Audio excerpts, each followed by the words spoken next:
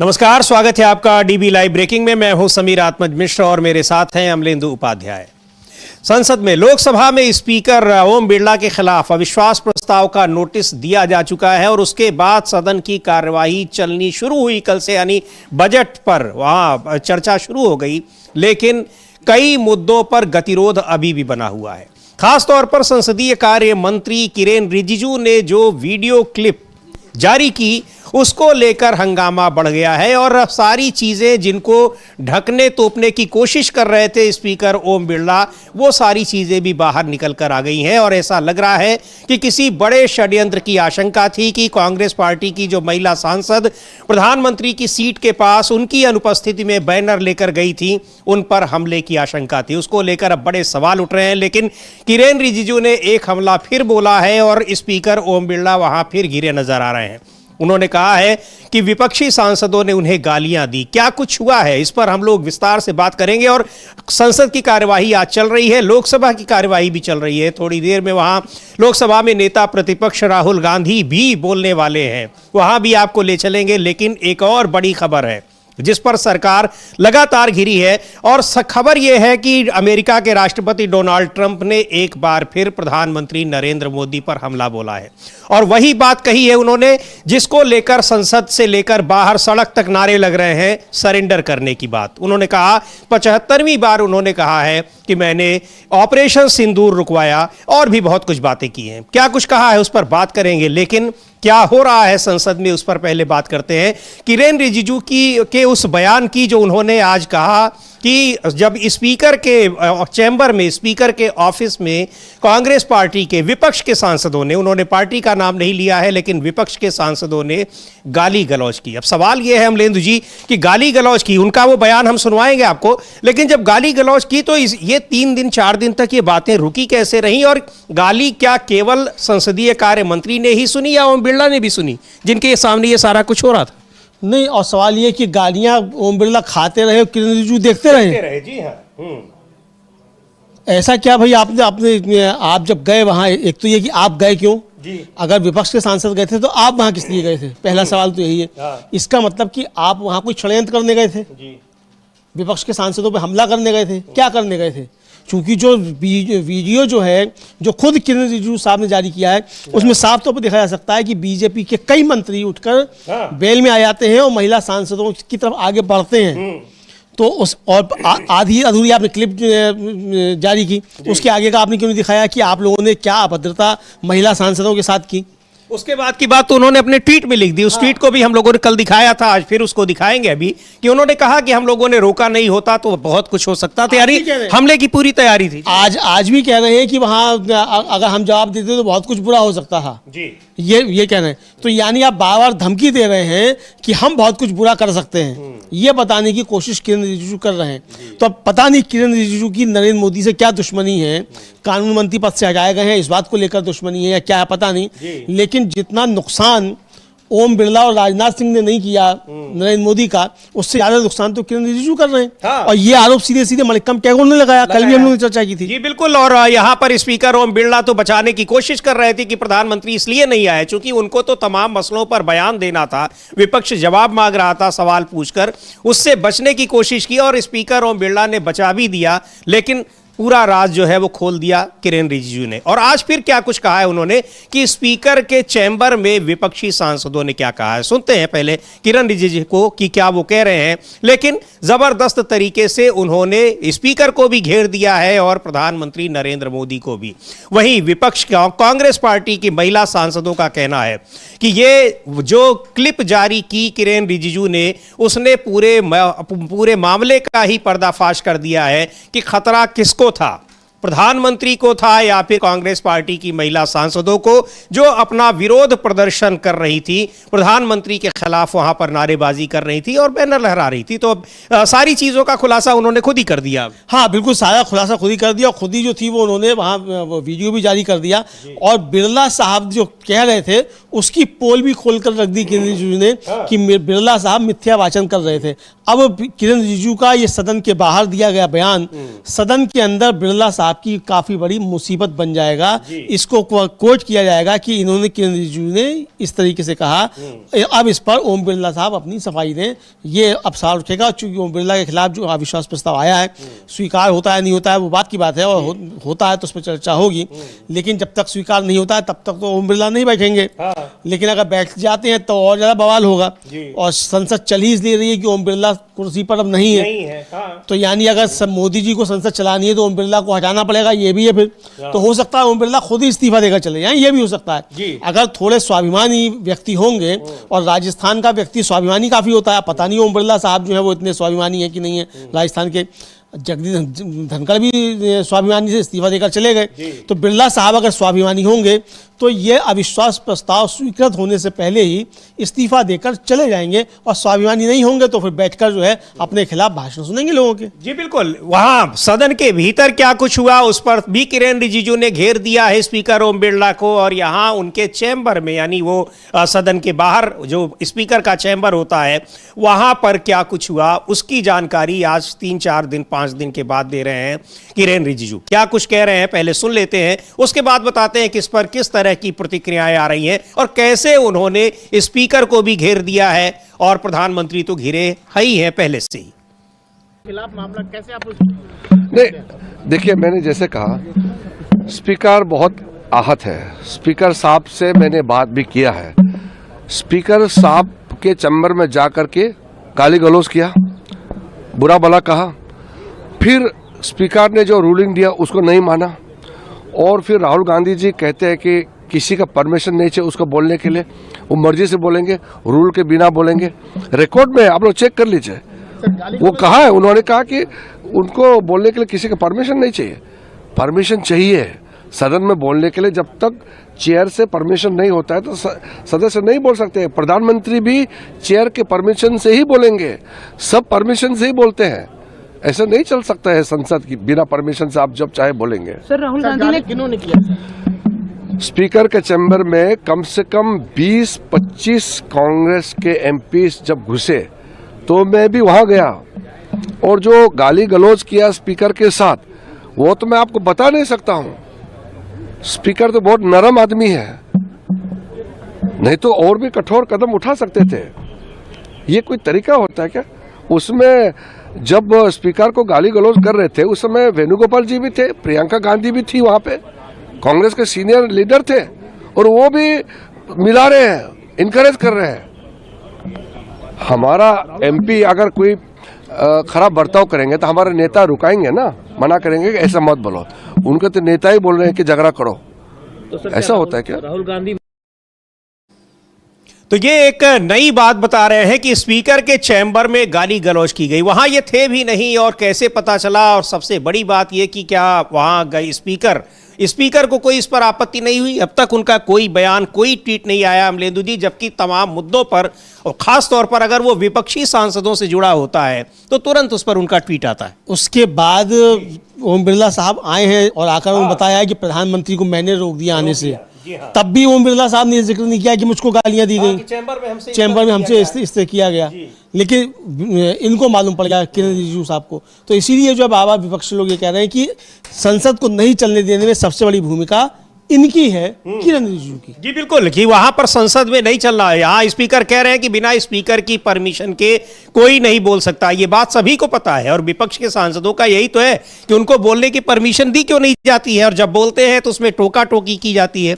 और टोका टोकी कौन करता है? सबसे ज्यादा संसदीय कार्य मंत्री कहते हैं, ये आरोप लग रहे हैं। खैर, वो उस वीडियो को भी देखते हैं जिसको किरण रिजिजू ने ट्वीट किया है, और जिसके बाद हंगामा और बढ़ गया है, क्योंकि उससे सत्ता पक्ष के सांसदों की क्या कुछ वहां पर चल रही थी, रणनीति चल रही थी विपक्षी सांसदों के खिलाफ, वो बात उन्होंने कही। आप ये जो विजुअल्स हैं इसको एक बार देखेंगे फुल स्क्रीन पर, कि जब कांग्रेस की महिला सांसद ये बैनर लेकर प्रधानमंत्री के सीट के पास, उस समय प्रधानमंत्री वहां पर नहीं थे, उनकी सीट के पास वो नारेबाजी कर रही हैं, वो बैनर लहरा रही हैं, उसके बाद कैसे विपक्ष के, सत्ता पक्ष के तमाम सांसद उठकर खड़े होते हैं और एक तरीके से बिल्कुल आक्रामक मूड में, वहां आक्रामक तरीके से वहां दिखाई दिखाई पड़ते हैं। हाँ, आक्रामक तरीके से दिखाई पड़ते हैं। और ये आरोप ये है कि इन मंत्रियों ने बहुत अभद्र भाषा का इस्तेमाल किया महिला सांसदों के लिए, और किरण रिजिजू साहब उसको पचा गए एकदम से, और आधा अधूरा वीडियो किया आपने, 1.5 मिनट का लगभग किया, इसके आगे का क्यों नहीं, जिसमें आप दिखाई पड़ रहे हैं वो क्यों इशू नहीं किया। और सबसे बड़ी बात यह है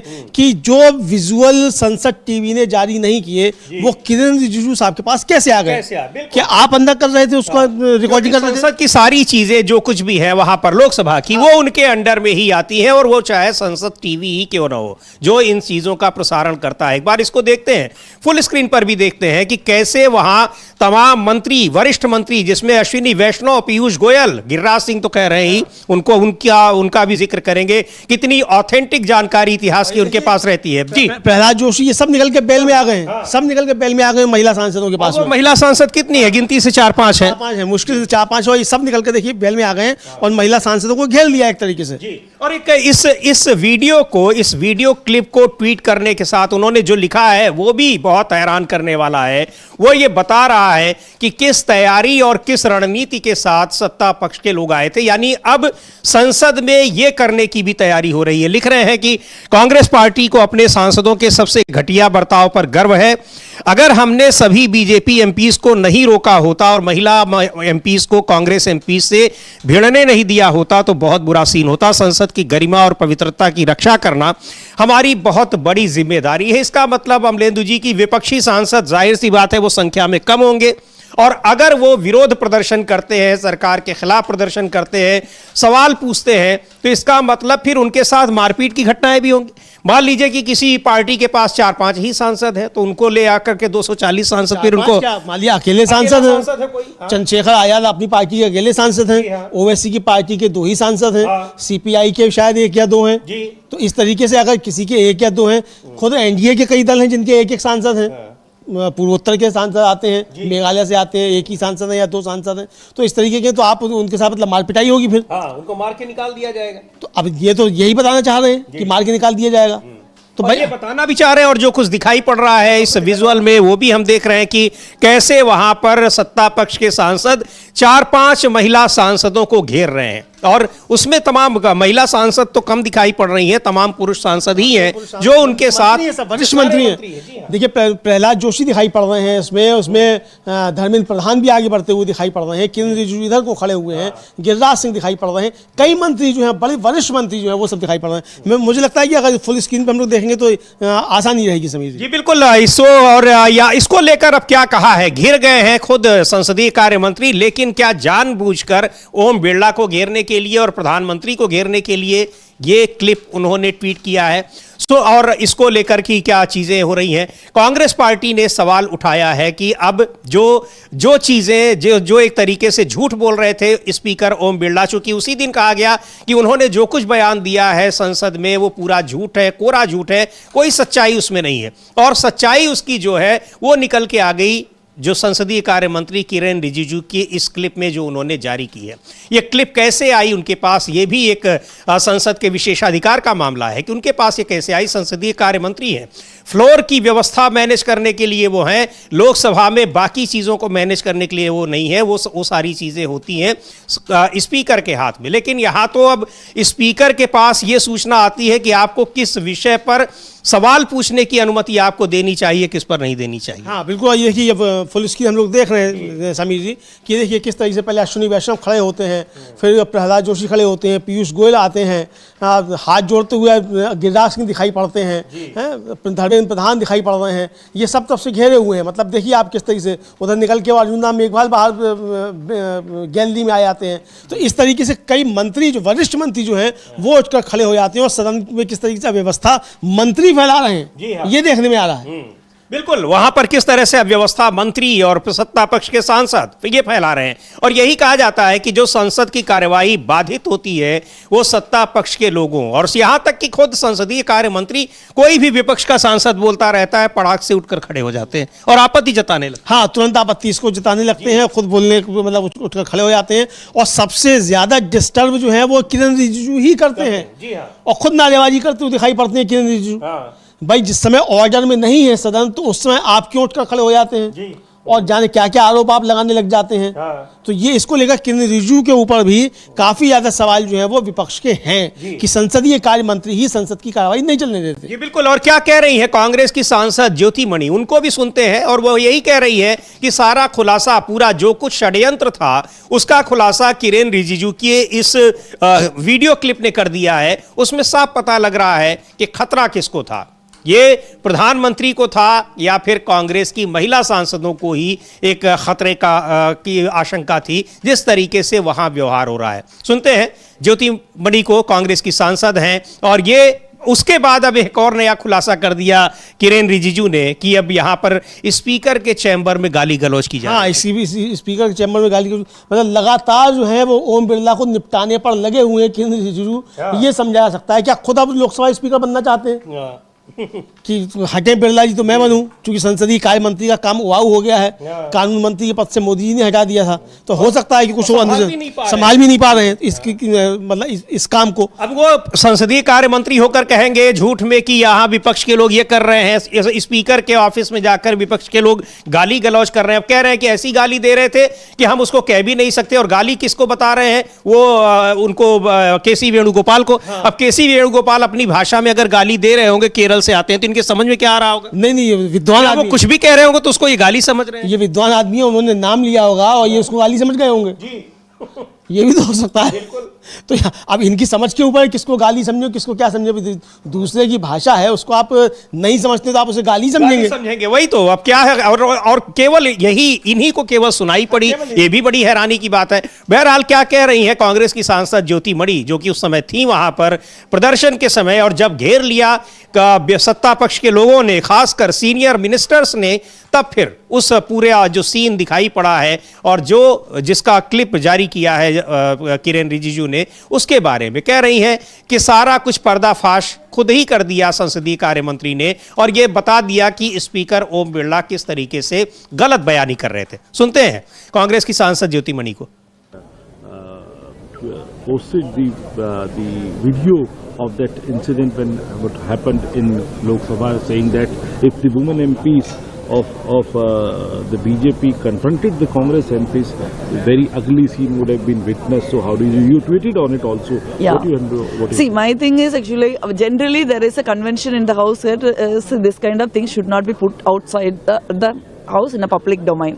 So despite that, Kiren Rijiju is a parliamentary affairs minister who did it, but I actually basically expressed my thanks to Kiren Rijiju for putting out that video, because there are the last 2 days there are so many theories, myths, propaganda has going against us.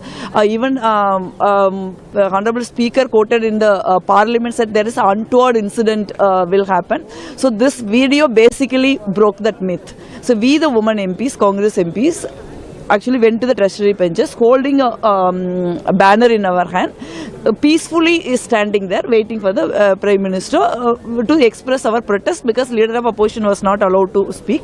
Entire opposition was not able to spell out a single word. So when the discussion itself not happened, how come Prime Minister can reply to the motion of thanks? So that's what our thing. So the lot of BJP mouthpieces has also said we are trying to attack the Prime Minister. So this video effectively burst the myth. So I personally thank Mr. Kiren Rijiju. Also he was talking about decorum and dignity of the politics. तो धन्यवाद दे रही हैं किरण रिजिजू को कि बहुत बहुत शुक्रिया उनको, इसलिए कि सच्चाई खुद ही उन्होंने सामने लाकर रख दी। स्पीकर ओम बिरला जिस तरीके से गलत बयानी कर रहे थे और क्या कुछ हो रहा था, कितना प्रधानमंत्री को थ्रेट था, वहां पर खतरा था, या फिर उन महिला सांसदों को जो उनके खिलाफ नारेबाजी कर रही थी। बिल्कुल बिल्कुल, जो उनके खिलाफ नारेबाजी कर रही थी उनको कितना खतरा था, ये खुद जो है बिरला साहब ने बता दिया कि भाई कितना ज़्यादा खतरा था वो सत्ता पक्ष के लोगों से उन महिला सांसदों को था। ये समझ में आ गया है, समझ लीजिए। जी बिल्कुल, ये इसको लेकर अब मामला और भी गर्माता जा रहा है। इसलिए गर्माता जा रहा है कि किरेन रिजिजू उसके बाद फिर एक बयान देते हैं और कहते हैं कि स्पीकर ओम बिरला के चैम्बर में विपक्ष के लोगों ने गाली गलौज की। अब गाली गलौज की शिकायत अभी तक केवल वही कर रहे हैं, खुद ओम बिरला ने उसके बारे में कोई चर्चा नहीं की है। लेकिन ये पूरा और अब ओम बिरला तो अब दिखाई भी नहीं पड़ेंगे क्योंकि उनके खिलाफ अविश्वास प्रस्ताव का नोटिस दे दिया गया है। जब तक उस नोटिस का आला भला नहीं होता है तब तक वो सदन की कार्यवाही में नहीं आएंगे, संचालन नहीं करेंगे। और उसके बाद फिर अब सदन का भी कार्यवाही चल भी रही है, कल भी चली, बजट पर चर्चा हुई, लोगों ने बोला, आज भी अभी चल रही है। पर पूरा का पूरा ये माहौल किस तरीके से संसद का होता जा रहा है, इसको लेकर चिंताएं जताई जा रही हैं। और ये पूरा माहौल, उसके पीछे जो सबसे ज्यादा जिम्मेदार है सत्ता पक्ष के लोग हैं, खुद स्पीकर भी हैं। और इसको लेकर क्या कह रही हैं एनसीपी की, शिवसेना की जो एनसीपी की सांसद हैं फौजिया खान, उनको सुनते हैं।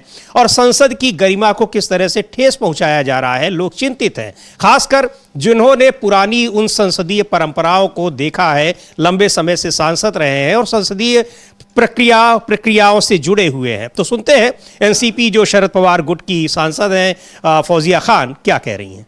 ऐसी हो रही है कि ये जो पोस्ट है, स्पीकर है, चेयरमैन है, इनका काम है अनबायस्ड रहना। ये किसी एक पक्ष की तरफ झुक नहीं सकते हैं। लेकिन हम खुलेआम ये झुकाव देख रहे हैं जो इससे पहले नहीं देखा गया था। और इसीलिए अगर वो बोलते हैं कि पंतप्रधान जो हमारे प्राइम मिनिस्टर हैं वो इसलिए पार्लियामेंट में नहीं आ रहे हैं कि उनके महिला सांसदों से उनको डर है, तो इससे बढ़कर कोई दुर्भाग्यपूर्ण स्टेटमेंट नहीं हो सकता है। कैसे विश्वास करें? महिला सांसद रिस्पेक्टेबल पीपल, कलीग्स है, वो कलीग्स से इनको डर है। 56 इंच का सीना, ये किस तरह का डर है? क्या करेंगे कलीग्स? ये तो सवाल पूछ रहे हैं और वैलिड सवाल पूछ रहे हैं जो परिणाम हमारे देश के किसानों पर होने वाला है। टैरिफ की वजह से हमें डर है, हमें कंसर्न है कि देश के किसान वंचित रह जाएंगे, बहुत बड़ा परिणाम, गलत परिणाम इन पर होगा। ये सवाल सरकार से नहीं पूछ सकते हैं। हमारा शक ये है कि प्राइम मिनिस्टर इसलिए नहीं आए हैं संसद में कि वो ये सवाल का उत्तर देने से घबरा। तो मसला यह है कि सवाल का उत्तर देने से घबरा रहे हैं, प्रधानमंत्री इसलिए नहीं आए। लेकिन उसके लिए कहानी गढ़ी गई कि महिला सांसदों से उनको खतरा था। और खतरा कैसा था? खुद महिला सांसद खतरे में थी, जो क्लिप दिखा रही है। और ये क्लिप जारी की है संसदीय कार्य मंत्री ने। तो अब ये सारी चीजें हैं कि संसद में क्या कुछ हो रहा है और सरकार सवालों से कैसे बच रही है।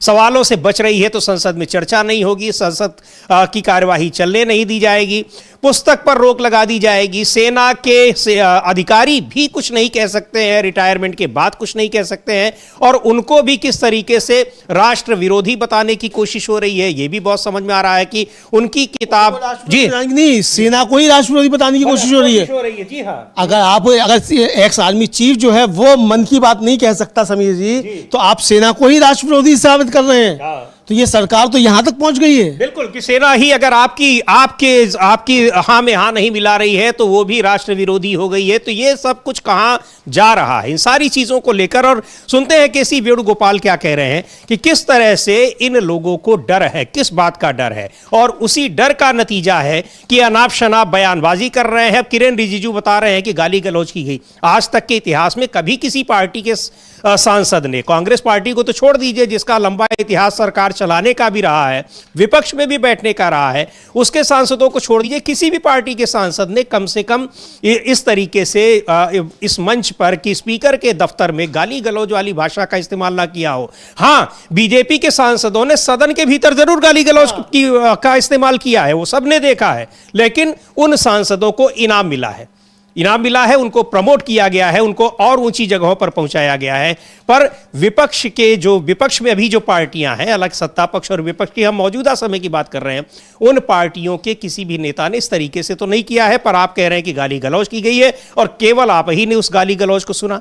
यहां तक कि जिसके चैम्बर में यह सब हो रहा है उसने भी नहीं सुना, स्पीकर ओम बिरला ने भी। तो वही कह रहे हैं केसी वेणुगोपाल कि डरे हुए हैं और किसी भी तरीके से जो जरूरी मुद्दे हैं उनसे ध्यान भटकाने की कोशिश की जा रही है। सुन लेते हैं केसी वेणुगोपाल को क्या कह रहे हैं। the status of the book release stands what the Penguin is saying. Penguin publishers are saying. So, and BJP is seeking apology from Rahul Gandhi for quoting that unpublished book.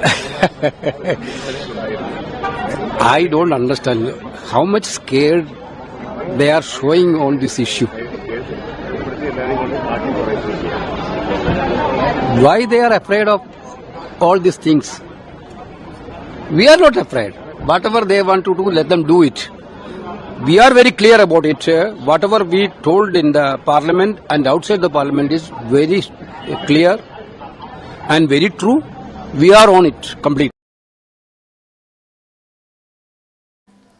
तो उसी क्लिप के बारे में जो आप देख रहे हैं विजुअल ये चल रहा है दाहिनी तरफ, उसमें उसी के बारे में कह रहे हैं कि हमें कोई डर नहीं, आप हमला करिए, क्या करिए, संसद के भीतर करिए, बाहर करिए, हमें डर नहीं है, लेकिन जो ज़रूरी मुद्दे हैं उनको हम उठाते रहेंगे। कहना है ये के सी वेणुगोपाल का। और उधर जनरल नरवणे की पुस्तक जो उसको लिखा है उन्होंने, उसको लेकर 4 स्टार्स ऑफ डेस्टिनी, उस पर हंगामा और ज़्यादा बढ़ता चला जा रहा है। किस तरीके से प्रकाशन संस्थान को, पेंगुइन बहुत ही एक प्रतिष्ठित संस्थान है, उस पर भी सवाल उठ रहे हैं कि आखिर सरकार के दबाव में इस तरीके से वो क्यों आ गया कि अपनी छपी चीज को वो गलत बता रहा है, झूठा बता रहा है। उस पर भी सवाल उठ रहे हैं। लेकिन सवाल ये है, महत्वपूर्ण सवाल ये है कि किताब छपी है या नहीं। सवाल ये है कि उसमें जो बातें लिखी गई हैं वो सही है या नहीं। क्या आप उन्हें जुटलाएंगे जिसको आर्मी के जनरल ने रिटायर होने के बाद लिखा है? और वो उस समय जब ये घटना हो रही है, उस समय वो सेना के जनरल थे। क्या कुछ उनका वार्तालाप हुआ है? उनके अपने अनुभव हैं, संस्मरण है जो सरकार के लिए वो लिख रहे हैं कि कैसी सरकार है कि निर्णय लेने की क्षमता ही उसमें नहीं है। उसको लेकर सुनते हैं प्रियंका चतुर्वेदी क्या कह रही हैं, शिवसेना की सांसद। नहीं, आधिकारिक बयान है, मैं फिर से दोहराऊंगी कि कब से फॉर्मर आर्मी चीफ की किताब पढ़ना एक एंटी नेशनल एक्ट हो गया, एक क्रिमिनल एक्टिविटी हो गई, जिसकी वजह से एफआईआर दर्ज किया गया है। कुछ दिनों बाद अगर ये समर्थन में नहीं आते पेंगुइन इंडिया के, तो शायद उनको भी एंटी नेशनल कह दिया जाता। एक फॉर्मर आर्मी चीफ हैं, देश के आर्मी चीफ हैं, उस समय पे आर्मी चीफ थे जब गलवान जैसे क्लैशेस हुए थे, जब हमारे देश के प्रधानमंत्री ने कहा था ना कोई आया है, ना कोई इंजरी हुई है, ना किसी की मौत हुई है, ना कोई कब्जा हुआ है, तब उस समय की वो गाथा बता रहे हैं। तो इसमें पढ़ने में क्या दिक्कत है अगर लोगों के बीच में पता चलेगा किस तरीके से उनकी मौजूदगी में क्या निर्णय लिए गए। ये तो ऐसे बिहेव कर रहे हैं जैसे कोई एनिमी नेशन के फॉर्मर आर्मी चीफ की किताब आई हो, कि हम पाकिस्तान के आर्मी चीफ को लेकर बात कर रहे हों या पाकिस्तान आर्मी चीफ की बुक को कोट कर रहे हों। ये तो हमारे देश के आर्मी चीफ हैं, उनके लिए एफआईआर दर्ज कर देना ये तो शर्मसार करने वाली बात है। उनकी किताब ना पब्लिश होने देना ये शर्मनाक बात है। और इसका इनको भी नरावने जी को भी कह रहे हैं कि आप ट्वीट करिए। क्या दिखाता है? एक इनसिक्योर सरकार, घबराई हुई सरकार, तिलमिलाई हुई सरकार जो जनता के सामने जवाबदेही से भागती है। और ये मैं कहती हूँ, ये एफआईआर के माध्यम से उन्होंने एक और संदेश भेजा है।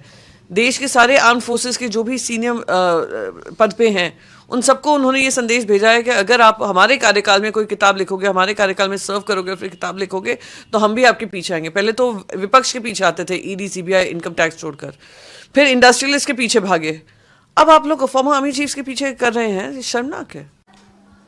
तो बिल क्या कह रही हैं, बहुत गंभीर सवाल उठा रही हैं प्रियंका चतुर्वेदी कि वो अपने देश के आर्मी चीफ हैं और उन घटनाओं का जिक्र कर रहे हैं जब उनके कार्यकाल में जो कुछ हुआ है उसको आप पढ़ने से रोक रहे हैं, उसको लोगों को जानने से रोक रहे हैं। ऐसा लग रहा है जैसे वो पाकिस्तान के सेनाध्यक्ष हो। ऐसा लग रहा है जैसे पाकिस्तान के सेनाध्यक्ष हो। और अब उनको भी साबित करना है कि वो देशभक्त है।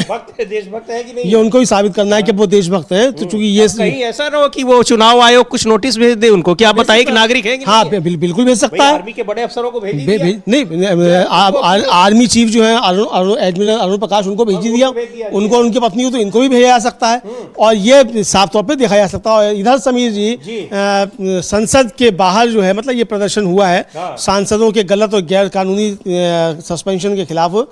विपक्षी सांसदों ने अपना ये प्रदर्शन किया है। और मोदी सरकार US trade deal, Epstein files और नरवणे बुक पर सवालों से असहज है, ये कांग्रेस का कहना है। और उसका साफ तौर पर कहना है कि लोकतंत्र का गला नहीं घोटा जा सकता, हम न्याय और सच्चाई के लिए लड़ेंगे। ये फुल विजुअल हम जी बिल्कुल, ये संसद के मकर द्वार पर, वहां पर जो प्रवेश द्वार है, वहां ये नरेंद्र सरेंडर हिंदी में भी और अंग्रेजी में भी जी, द नेशन इज वॉचिंग, देश देख रहा है, ये लिखकर ये बड़ा सा बैनर लगाए हुए हैं। और वो तस्वीर जो लगाई हुई है अमलेंदु जी, वो शायद प्रधानमंत्री की है और उधर अमेरिका के प्रधानमंत्री घुटनों पे बैठे हुए हैं ट्रंप के सामने, ये दिखाया है उस पोस्टर में।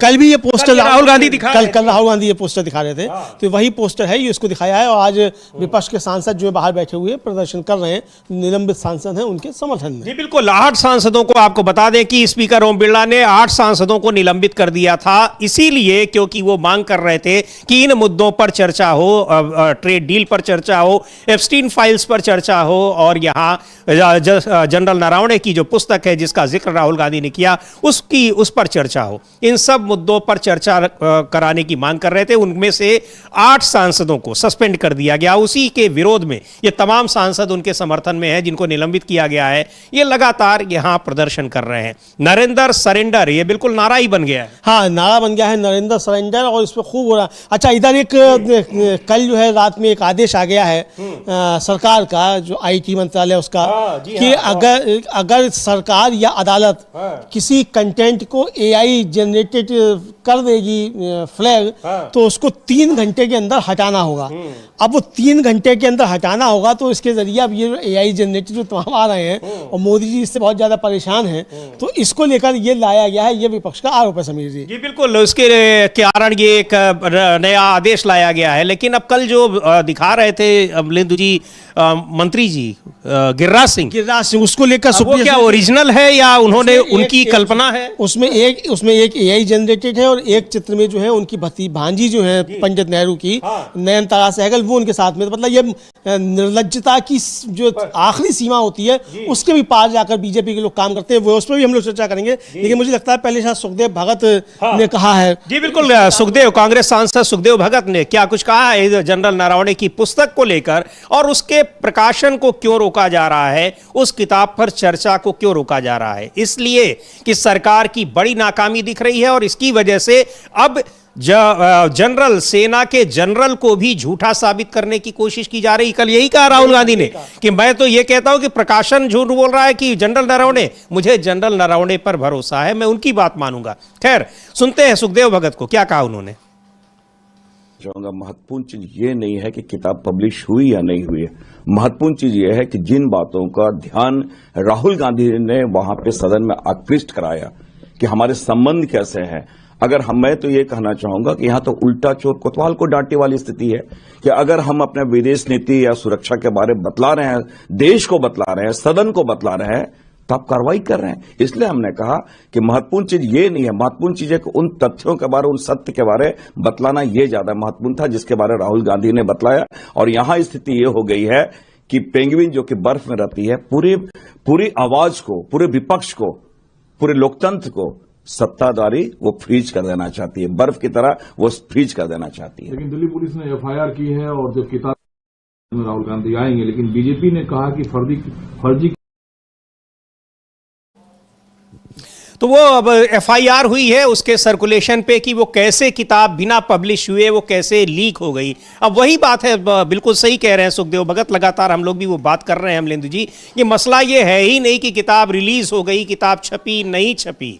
जनरल नरवणे ने वो किताब लिखी, और उस किताब में ये बात लिखी है, वो एक प्रतिष्ठित मैगजीन के स्टोरी में उसके तमाम वो अंश छप चुके हैं, और पहले ही छप चुके हैं, ऐसा नहीं कि वो नई बात है। ये पहले ही छप चुके हैं, और किताब भी मार्केट में आ चुकी है, लोगों ने खरीदी है।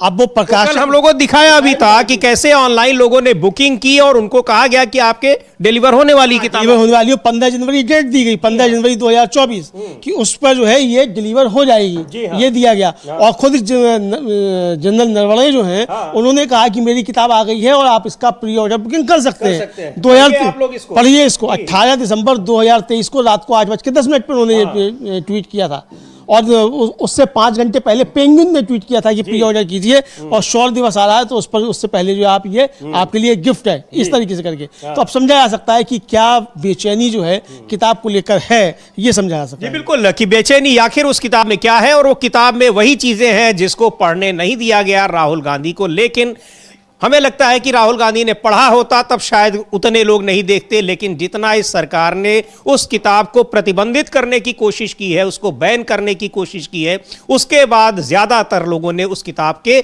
उन अंशों को पढ़ लिया है। बहुत सारी बातें उन्होंने अपने जो जनरल के रूप में उनका जो कार्यकाल था उसका वो संस्मरण है ही वो पुस्तक, बहुत सारी चीजें लिखी हैं, अग्निपथ को भी लेकर लिखी हैं कि किस तरीके से जब तक वो रहे जनरल तब तक उन्होंने अग्निपथ योजना को लागू नहीं होने दिया, क्योंकि उनका ये कहना था, बाद में उन्होंने कहा भी कि ये योजना इस तरह की है जो सेना के पूरे स्ट्रक्चर को खत्म कर देगी। अच्छा, ये भी लिखा है कि मोदी उनको बाद में मिले तो कहा कि आप मेरे यहाँ आए नहीं दावत पर। जी हाँ, ये भी उस किताब में है। जी हाँ, इस तरह की चीजें भी जो एक्सपर्ट्स आए हैं सब निकल बिल्कुल इस तरह की चीजें हैं कि सरकार के दबाव में वो सेना के जनरल के रूप में कभी झुके नहीं, और जहां जरूरत थी वहां पर सरकार ने क्या दायित्व निभाया उसका भी है कि इंतजार करते रहे कि आदेश मिले, चीन की सेनाएं हमारे बफर जोन में आ गई हैं, हमको क्या करना है। 2.5 घंटे बाद कहा जाता है जो मन में आए वो करिए, जो उचित समझो वो करो। खैर, अब क्या कह रहे हैं इस किताब को लेकर सचिन पायलट, कांग्रेस के नेता, उनको भी सुनते हैं। कंट्रोवर्सी कहाँ है मुझे बताइए। जिस किताब की बात हो रही है उस किताब के लेखक कौन है? उस किताब के लेखक वो हैं जिनको इसी सरकार ने उनको आर्मी चीफ बनाया। उन्होंने आर्मी चीफ इस देश का बहुत माना हुआ पद है। वो व्यक्ति अगर कुछ बात लिख रहे हैं या कह रहे हैं तो उसको बैन करना, एफआईआर कर देना, पब्लिश नहीं होने देना, उसकी चर्चा ना होने देना, किस बात को छुपाना चाहते हैं? और राहुल गांधी जी अगर उस किताब में लिखा हुआ कुछ अंश उसका विवरण कर रहे हैं या उस पर स्पष्टीकरण मांग रहे हैं तो क्या गलत कर रहे हैं? वो कोई ऐरे गहरे व्यक्ति तो है नहीं, इस देश के आर्मी के चीफ रहे हैं। अगर उन्होंने कुछ लिखा है किताब में तो उस पर चर्चा करने से, संवाद करने से क्यों सरकार घबराती है? अगर सरकार को लगता है गलत लिखा है तो खंडन कर दे, सही लिखा है तो स्पष्टीकरण दे दे, लेकिन हाउस ना चलने देना, उनको बात अपनी रखने न देना। ये कैसे? प्राइम मिनिस्टर हमेशा डिबेट का जवाब देते हैं, डिबेट विपक्ष के नेता करते हैं, उन्होंने कुछ बोला नहीं है तो जवाब किस बात का देंगे? चर्चा का मतलब क्या होता है? संवाद हो, अगर आपको कुछ आपत्तिजनक लगे आप उसको एक्सपेंस कर सकते हैं, लेकिन बोलने ना दिया जाए, राहुल गांधी अपनी बात रख ही ना पाए पार्लियामेंट के अंदर, ये तो पहली बार हुआ है, ऐसा नहीं हो सकता। तो ये मामला ये है कि उसमें खंडन करे सरकार, अब किताब छपे न छपे वो मामला ही दूसरा हो गया, लेकिन ये है कि उस किताब में जो कही गई बातें हैं सरकार उसका खंडन करती है या उसको स्वीकार करती है। खंडन करती है तो इसका मतलब वो सेना को झूठा साबित कर रही है, और करने की कोशिश तो अब कर ही रही है, लेकिन अगर स्वीकार करती है तो फिर ये पहली बार होगा कि अपनी नाकामियों को कम से कम सरकार स्वीकार तो करेगी। बिल्कुल, सरकार अपनी नाकामियों को स्वीकार करेगी और करना चाहिए, ये साफ तौर पर समझा सकता है, लेकिन सरकार अपनी नाकामियां स्वीकार क्यों करेगी? तो इसलिए किताब को लेकर सरकार काफ़ी ज़्यादा घबराई हुई दिखाई पड़ती है। समीर जी, ये तो साफ तौर पर समझ में आ रहा है कि वो सरकार इतनी ज़्यादा घबराई हुई क्यों है। अब जहाँ तक समीर जी बात चल रही है इस सरकार को लेकर भी बहुत सारी चीज़ें हैं। इधर डोनाल्ड ट्रंप जो है उसने 75वीं बार जो है वो प्रधानमंत्री नरेंद्र मोदी का और भारत का अपमान किया है, और 75वीं बार उसने कहा है कि मैंने कि 10 प्लेन जो थे वो मार गिराए गए थे, अगर मैं टैरिफ की बात ना करता तो भारत पाकिस्तान में न्यूक्लियर युद्ध हो जाता, ये कहा है। इसको लेकर सुप्रिया श्रीनेत जो हैं कांग्रेस की प्रवक्ता, उन्होंने उस वीडियो क्लिप को, चूंकि वो एक विदेशी न्यूज़ चैनल की, उसको हम दिखा नहीं सकते, लेकिन उसको पोस्ट करते हुए और ये बात उन्होंने लिखी है कि ट्रंप ने 75वीं बार दावा जो है वो किया है। जी बिल्कुल, कि 10 प्लेन मार गिराए गए, अगर मैं टैरिफ की बात न करता तो भारत पाकिस्तान में न्यूक्लियर युद्ध हो जाता। यानी उन्होंने फिर से कहा कि हमने ऑपरेशन सिंदूर को रुकवा दिया, और कैसे रुकवा दिया? ट्रेड डील का डर दिखाकर। तो ये सारी चीजें हैं कि 75 बार डोनाल्ड ट्रंप कह चुके हैं, लेकिन सरकार का जवाब कुछ नहीं आ रहा है। सवाल पूछा जा रहा है कि आखिर डोनाल्ड ट्रंप के आगे आप इतना क्यों झुके हुए हैं? ये जो विजुअल्स आप देख रहे हैं स्क्रीन पर, ये संसद के मकर द्वार के हैं, जहां निलंबित कांग्रेस के सांसदों के समर्थन में प्रदर्शन विपक्षी सांसद कर रहे हैं, और उसमें जो स्लोगन लिखा हुआ है नरेंद्र सरेंडर, नरेंद्र यानी प्रधानमंत्री नरेंद्र मोदी, और सरेंडर यानी क्यों आपने अमेरिका के आगे सरेंडर कर दिया है, देश के हितों को गिरवी रख दिया है। ये लगातार ये बातें हो रही, इन्हीं मुद्दों पर सवाल पूछा जा रहा है, लेकिन जवाब ना देना पड़े इसलिए प्रधानमंत्री आ नहीं रहे हैं, बहानेबाजी हो रही है, और किन्हीं न किन्हीं कारणों से संसद की कार्यवाही को रोकने की कोशिश हो रही है। लेकिन ये मुद्दा बड़ा है, जो बात अभी कह रहे हैं सचिन पायलट, कि सवाल ये नहीं है कि किताब छपी या नहीं छपी, सरकार ये जवाब दे कि जो बात उसमें सेना के अध्यक्ष लिख रहे हैं, पूर्व अध्यक्ष, वो बात सही है या गलत है? हाँ बिल्कुल, जो बात सही है या गलत है बात उस पर होनी चाहिए। उन्होंने क्या कहा इसका सवाल नहीं है कि क्या कहा क्या नहीं कहा, मतलब कि किताब छपी है कि नहीं छपी है। सवाल तो इसी बात का है कि जो बात कही गई है वो बात क्या है, और सरकार भी इसी से घबराई हुई है। समझिए, किताब छपी है या नहीं छपी है, सरकार को इससे चिंता नहीं है, उसकी तो आड़ में छिप रही है। चिंता यही है कि उसमें बात कही गई है वो अगर बाहर निकल कर आ गई तो किस तरीके से परेशानी हो जाएगी। अब समझिए, जो हम लोग चर्चा कर रहे थे कि जो AI जनरेटेड कंटेंट को लेकर आ गया है, अब गिरिराज सिंह जो है केंद्रीय मंत्री, उन्होंने जो कल एक ट्वीट किया उसको लेकर अब काफ़ी ज़्यादा सवाल उठ रहे हैं। सुप्रिया श्रीनेत ने वो एक उनका जो था जो पोस्टर दिखा रहे थे उसको लेकर के एक ट्वीट किया है, वो हम लोग बता सकते हैं। जी बिल्कुल, सुप्रिया श्रीनेत का ट्वीट, उन्होंने जो गिरिराज सिंह की तस्वीर जो पोस्टर्स लेकर वो दिखा रहे थे, और ये वो पोस्टर्स हैं अमलेंदु जी जो लगातार पिछले कई सालों से, जब से ये पुराने नेताओं के, कांग्रेस के नेताओं के प्रति दुर्भावना वाली बातें और उनसे जुड़ी फर्जी तस्वीरें लगातार व्हाट्सएप पर, सोशल मीडिया पर वायरल की जा रही थी, उन सारी चीजों को तथ्य बताकर अब बीजेपी के नेता ले आते हैं। खुद प्रधानमंत्री नरेंद्र मोदी तक वो बातें संसद के भीतर कह देते हैं। उन्हीं कुछ तस्वीरों को लेकर गिरिराज सिंह कल संसद परिसर में दिखा रहे थे और कहा, वो उसी को लेकर सुप्रिया श्रीनेत ने लिखा है कि ये मोदी के मंत्री गिरिराज सिंह हैं, हमेशा की तरह बकवास कर रहे हैं, झूठ फैला रहे हैं। आज AI के नए नियम आए हैं, सबसे पहले तो इनको धरा जाना चाहिए, हाँ उनको पकड़ा जाना चाहिए। पहला पोस्टर AI से बना है, दूसरे पोस्टर में पहली फोटो नेहरू के साथ उनकी बहन विजय लक्ष्मी पंडित जी की, अमेरिका की है। इसी पोस्टर में दूसरी पोस्टर उनकी अपनी बहन के साथ रूस की है, और इस पोस्टर की तीसरी फोटो में नेहरू विजय लक्ष्मी पंडित जी की बेटी, मतलब अपनी भांजी नयनतारा सहगल जी के साथ लंदन में है। तीसरा पोस्टर AI से बना है। चौथे पोस्टर पर लेडी माउंटबेटन लिखा है, वो असल में ब्रिटिश डिप्टी हाई कमिश्नर की पत्नी श्रीमती सिमोन है। भगवान गिरिराज सिंह के घर की महिलाओं, खासतौर से बहन बेटियों, भांजियों को इनकी घटिया घिनौनी सोच से बचाएं, और AI से टेक न्यूज फैलाने के लिए इनकी क्या सजा है। अब ये बताए, सरकार नियम तो ले आई, लेकिन इनके लिए क्या नियम होगा जो ये फर्जीवाड़ा ये फैला रहे हैं? बिल्कुल, इनके लिए क्या नियम होगा, ये जो फर्जीवाड़ा फैला रहे हैं, और ये साफ तौर पर समझा जाना चाहिए कि ये फर्जीवाड़ा जो है ये इस तरीके से फैलाया जा रहा है। और ये पुराना जो है डर्टी ट्रिक्स जो कही जाती हैं, ये RSS BJP की नहीं है समीर जी। जब सोशल मीडिया नहीं होता था तब भी इस तरीके की डर्टी ट्रिक्स अपनाया करते थे, और अब सोशल मीडिया है तो वहाँ ये डर्टी ट्रिक्स इस तरीके से अपनाया करते हैं। अभी तक ये काम जो था वो सिर्फ अमित मालवीय के जिम्मे था, IT सेल के जिम्मे था। अब केंद्रीय मंत्री खुद ये काम कर रहे हैं। जी हाँ, अब ये केंद्रीय मंत्री खुद काम कर रहे हैं, तो इसका मतलब समीर जी जो आरोप लग रहे हैं प्रधानमंत्री को लेकर कि कुछ है जो ट्रंप कह रहा है कि मैं पॉलिटिकल कैरियर बर्बाद कर सकता हूं, क्या वो बात सच है? जो केंद्रीय मंत्रियों को इस तरीके से आकर झूठ फैलाने पड़ रहे हैं, ये सवाल उठने लगे हैं। जी बिल्कुल, ये सवाल उठ रहे हैं कि आखिर क्या, क्यों ये झूठ, ये फर्जीवाड़ा किया जा रहा है। दरअसल होता क्या है कि जब प्रधानमंत्री नरेंद्र मोदी घिरे रहते हैं या सरकार घिरी रहती है, तो इस तरीके की अनाप शनाप चीजें लाकर, जो कहता है विपक्ष की, बार बार भटकाने की कोशिश होती है। कुछ वही कोशिश है। अब एप्स्टीन फाइल्स पर चर्चा की मांग की जा रही है, पूरी दुनिया में तहलका मचा हुआ है, ब्रिटेन के प्रधानमंत्री की कुर्सी दांव पर लगी हुई है, और वो तो बहुत ही परोक्ष रूप से इसलिए आए हैं कि उन्होंने जिस व्यक्ति को वॉशिंगटन में, अमेरिका में अपने देश का राजदूत नियुक्त किया था, उस व्यक्ति के संबंध एप्स्टीन से थे। उन पर यह कहा जा रहा है कि जानते हुए भी आपने क्यों कर दिया, इस्तीफा दीजिए। इस्तीफा उनकी पार्टी के लोग मांग रहे हैं, लेबर पार्टी के, और यहां प्रधानमंत्री, उनके कई मंत्री, उनके कई अधिकारियों के नाम लगातार उसमें आ रहे हैं, पर यहां चर्चा नहीं हो रही है। एक लाइन में पहले ही दिन विदेश मंत्रालय ने कह दिया सब झूठ है।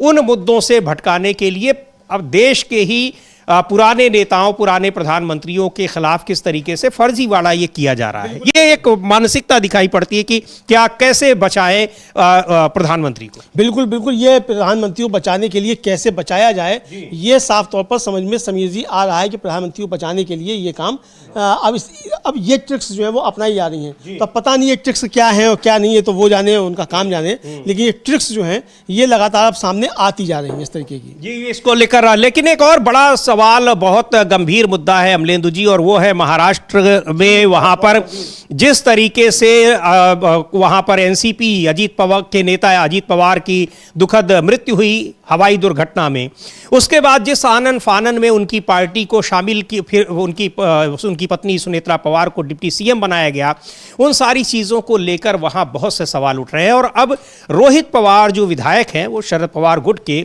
उन्होंने बड़ा सवाल फिर उठा दिया है और कहा है कि ये षड्यंत्र है और कि इस दुर्घटना की कायदे से जांच होनी चाहिए। हालांकि षड्यंत्र की बातें उसी दिन से शुरू हो गई थी और कई उस तरह की घटनाओं के समीकरण जोड़े जाने लगे थे, लेकिन अब ये मामला और धीरे धीरे गंभीर होता जा रहा है। संजय राउत तो कई बार कह चुके हैं कि ये सामान्य दुर्घटना नहीं है। हाँ, संजय राउत कई बार कह चुके हैं कि ये सामान्य दुर्घटना नहीं है और इस दुर्घटना को लेकर समीर जी लगातार सवाल उठ रहे हैं। कल तो रोहित पवार ने प्रेस कॉन्फ्रेंस करके बाकायदा जो है प्रेजेंटेशन दिया है कि शंकाएं इस पर क्यों है कि ये साजिश हो सकती, दुर्घटना ना होकर साजिश हो सकती है। अब समीर जी, पार्टी अलग भले ही हो, एनसीपी और एनसीपी शरद पवार, लेकिन परिवार तो एक ही है। रोहित पवार सिर्फ एनसीपी के विधायक, एनसीपी शरद पवार के विधायक नहीं हैं, रोहित पवार उनके भतीजे भी हैं, अजीत पवार के। तो ये काफी ज्यादा गंभीर सवाल जो है वो हो जाता है। तो हम लोग देखते हैं उनकी 2 बाइट जो है, मतलब उसी कल की प्रेस कॉन्फ्रेंस की हैं, दोनों को हम लोग सिलसिलेवार देख सकते हैं। जी बिल्कुल, देखते हैं, सुनते हैं क्या कहा है रोहित पवार ने। और उस पर हालांकि आई है, प्रतिक्रिया भी आई है, लेकिन की जांच अभी चल रही है। लेकिन पहले रोहित पवार को सुनते हैं, किस तरीके से वो आरोप लगा रहे हैं और क्यों इसके पीछे कहीं ना कहीं कोई षड्यंत्र देख रहे हैं।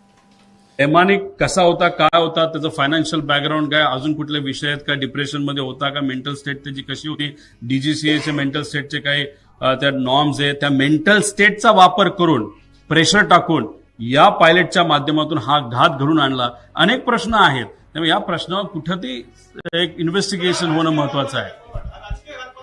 मी मगाशी तुम्हाला सांगितलं, इथं मला राजकीय कुठंच काय बोलायचं नाही। घातपात आहे का, तर त्याची शंका 100% आहे। राजकारण हे मी आणत नसल्यामुळे राजकीय आहे का नाही याचा मी विचार सुद्धा केलेला नाही।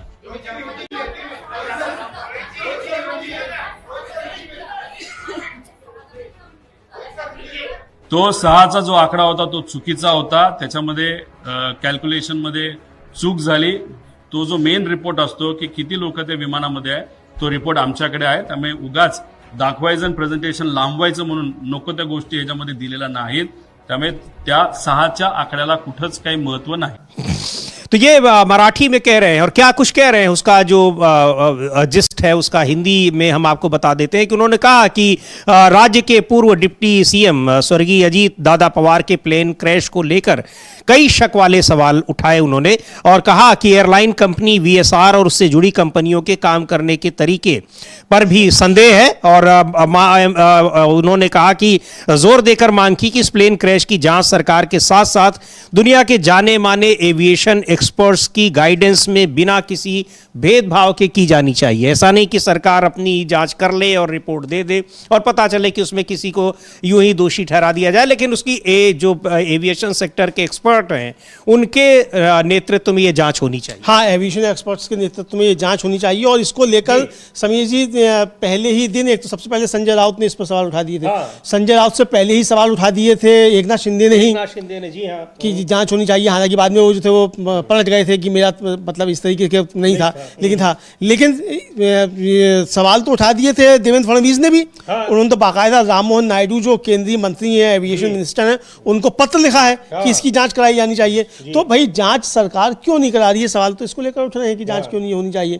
और इनका रोहित पवार का साफ तौर पर कहना है, कल उन्होंने पूरा प्रेजेंटेशन दिया, उस प्रेजेंटेशन में उन्होंने साफ तौर पर कहा कि भाई इसकी जांच जो है वो होनी चाहिए, जो एविएशन के एक्सपर्ट्स हैं उनकी मौजूदगी में, उनकी देखरेख में इसकी जांच सरकार को करानी चाहिए। जी बिल्कुल, उसको जांच करानी चाहिए। लेकिन ये मुद्दा भी अब धीरे धीरे और बड़ा होता जा रहा है, इस मामले की जांच।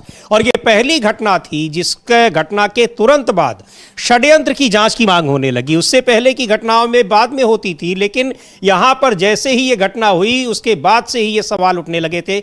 और इसलिए उठने लगे थे क्योंकि कहा जा रहा था कि एक तो ये बात फाइनल हो गई थी कि अजित पवार और शरद पवार का गुट दोनों एक मिलने जा रहे थे, उसकी घोषणा होने वाली थी। दूसरी बात ये कि बीजेपी के किसी बड़े नेता के खिलाफ तमाम आरोपों की फाइल उनके पास थी और उनके कहा भी उनकी पार्टी के नेताओं ने कि वो जब दुर्घटना हुई है उस दुर्घटना के बाहर वहां पर घटना स्थल पर बहुत सारी सरकारी फाइलों के टुकड़े भी मिले हैं।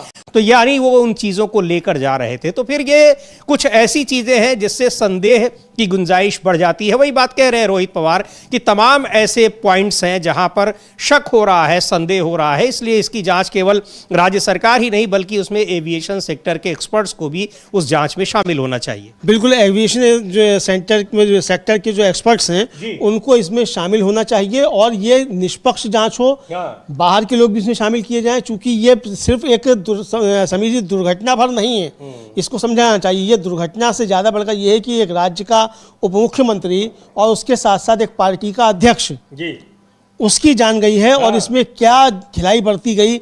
अब ये साजिश है कि नहीं है हम इसको नहीं कहते, लेकिन रोहित पवार साफ साफ शक जता रहे हैं कि ये साजिश भी हो सकती है। इसको लेकर शिवसेना की प्रवक्ता हैं शाइना एनसी, उन्होंने भी कुछ कहा है, सुन लेते हैं। उन्होंने कहा कि जांच तो हो रही है लेकिन इस जांच में और क्या कुछ होना चाहिए, एक बार उनको भी सुनते हैं क्या कह रही हैं। रोहित पवार के इस मांग के बाद कि इसमें एविएशन सेक्टर के एक्सपर्ट्स को भी शामिल रखना चाहिए इस जांच में, उसके बाद शाइना एनसी का ये बयान आया है।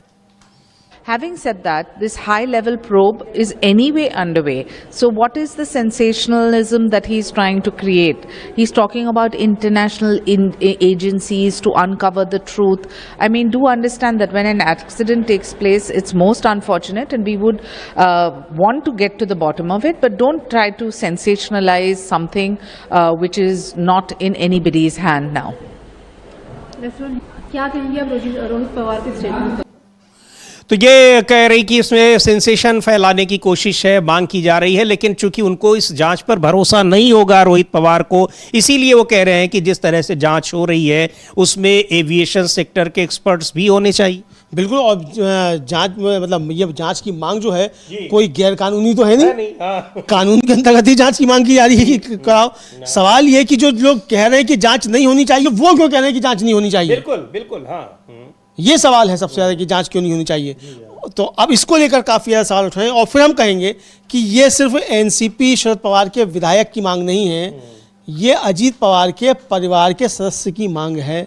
इसलिए सरकार को इस पर ध्यान देना चाहिए और अगर इस तरह की कोई शंकाएं पैदा हो रही हैं तो सरकार को तो खुद आगे बढ़कर करानी चाहिए थी जांच, ताकि इन शंकाओं पे तुरंत विराम लगे और किसी भी तरीके की कोई अफवाह या किसी भी तरह की कोई शंकाएं जो लोगों के मन में ना रहें। बिल्कुल, चूंकि वो दुर्घटना के बाद से ही शंकाएं पैदा होने लगी और एक षड्यंत्र की एक बू आने लगी, उसमें मांग हुई। और जैसा बताया अमलेंदु जी ने कि ये जांच की मांग तो खुद मुख्यमंत्री ने की, डिप्टी सीएम ने की। हाँ, षड्यंत्रों की बात बाद में डिप्टी सीएम एकनाथ शिंदे उससे पीछे हट गए, पर षड्यंत्र की बात अगर आ रही है और वो भी उनके परिवार के लोगों की तरफ से आ रही है तो फिर उसकी जांच उस तरीके से क्यों नहीं होनी चाहिए?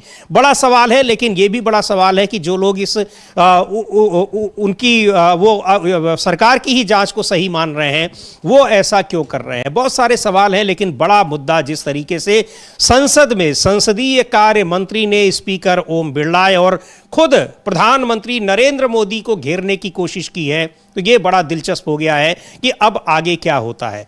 स्पीकर को ही झूठा बताने की एक तरीके से कोशिश की है संसदीय कार्य मंत्री ने। उन्होंने जो क्लिप जारी की वो घेर रही है कि स्पीकर ने जो कुछ भी कहा कि प्रधानमंत्री को खतरा था वो पूरी तरीके से खारिज कर रहा है। बहुत कुछ है, अभी आगे होता क्या है। राहुल गांधी को भी बोलना था लेकिन अभी वो शायद नहीं बोले हैं। बजट पर चर्चा शुरू हो गई है, स्पीकर ओम बिरला के खिलाफ अविश्वास प्रस्ताव का नोटिस दे दिया गया है, तो अब वो चेयर नहीं कर रहे हैं, यानी उसकी बैठक की अध्यक्षता नहीं कर रहे हैं वहां पर लोकसभा में जब तक ये मामला हल नहीं हो जाता है। तो उसके बाद ही से संसद की लोकसभा की कार्यवाही भी शुरू हुई है, बजट पर चर्चा भी शुरू हुई है। आगे क्या कुछ होता है, क्या इन मुद्दों पर चर्चा होगी संसद में जिनकी मांग की जा रही है, या फिर बिना चर्चा के ही ये सारे मुद्दे रह जाएंगे? लेकिन विपक्ष अड़ा हुआ है कि संसद में इन सभी मुद्दों पर चर्चा कराई जाएगी, जरूरी है। बने रहिए डीबी लाइव के साथ, इन तमाम मुद्दों पर रहेगी हमारी नजर, आपको अपडेट करते रहेंगे। इस कार्यक्रम को अब यहीं समाप्त करते हैं। मुझे और अमलेंदु उपाध्याय को दीजिए अनुमति। नमस्कार।